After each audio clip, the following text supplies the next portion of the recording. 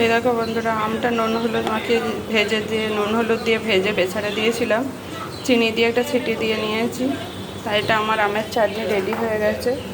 দেখো, চিনি দিয়ে একটা সিটি দিয়ে নিয়েছি, আমটা গোটা আছে, নরম আছে এবং তাড়াতাড়ি হয়ে গেছে। এই হয়ে গেল আমার আমের ঝোল। আর এখানে এই যে কড়কড়া করে আলু ভেজেছি, আলু ভাজাটা হয়ে গেছে। এবার এখানে নিয়ে নিয়েছি জল, জলেতে শরবত করব। এই যে নর্মাল নুন দিয়ে দিলাম 1 চামচ,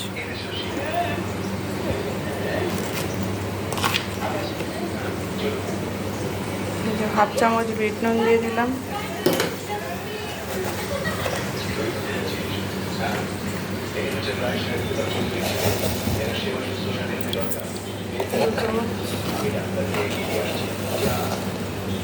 পরিমাণ মতো চিনি দিয়ে দিচ্ছি।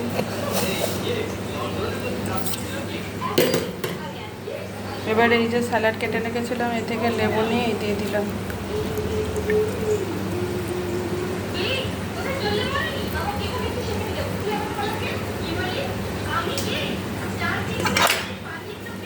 এবার এই গুলিয়ে নিয়ে এটা হয়ে গেল নুন চিনির শরবত।